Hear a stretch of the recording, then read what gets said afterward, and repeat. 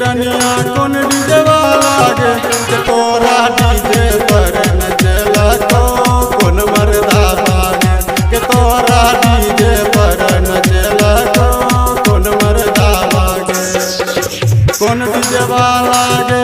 रनिया कौन डीजे वाला गे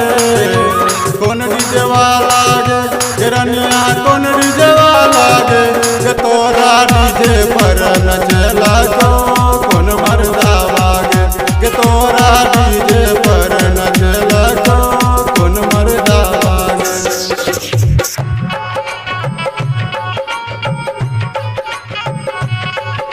के तोरा डीजे पर नचला तो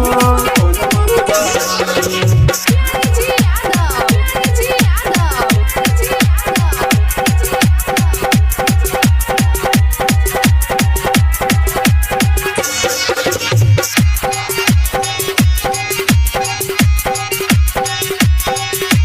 तोरा एक लाल की पियर की फराक हो पिन को पतर कमर बुझाई छो एक लाल की पियर की फराक हो पिन को पतर कमर बुझाई छो हिप्पी कटा को चश्मा लगा को भुइया में केस लटाई छो हिप्पी कटा को चश्मा लगा को भुइया में केस लटाई छो तोरा पतर की समझ के नचेला तो कौन मर्दा बागे के तोरा पतर की समझ के नचेला तो कौन मर्दा बागे कौन डीजे वाला गे रनिया कौन डीजे वाला गे कौन डीजे वाला गे रनिया कौन डीजे वाला गे के तोरा डीजे पर नचला तो कौन मर्दा बागे के तोरा डीजे पर नचला तो कौन मर्दा बागे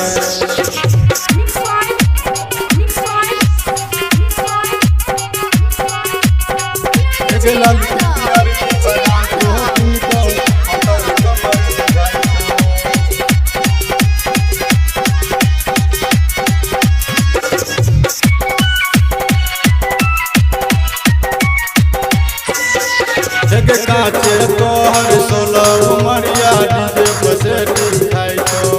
काचे तोहर 16 उमरिया डीजे बसेटी खाई छो एक काचे तोहर 16 उमरिया डीजे बसेटी खाई छो तोरा रे कोंडी डांस देख के छोरा सजीम जाई छो तोरा रे कोंडी डांस देख के छोरा सजीम जाई छो तोरा नमरी रखे नचला तो कौन मर्दा बागे तोरा नमरी रखे नचला तो कौन मर्दा बागे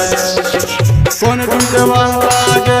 रनिया कौन डीजे वाला गे कौन डीजे वाला गे रनिया कौन डीजे वाला गे के तोरा डीजे पर नचला तो कौन मर्दा बागे के तोरा डीजे पर नचला तो कौन मर्दा बागे वैष्णवी रिकॉर्डिंग स्टूडियो खतवारा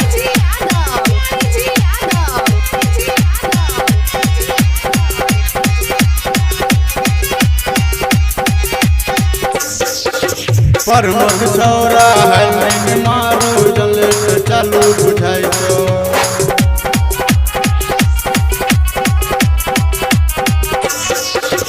परमत छौरा है नहीं मारो जले चालू बुझाई छो श्याम बिहार के गाना पर कमर तोर हिल जाई छो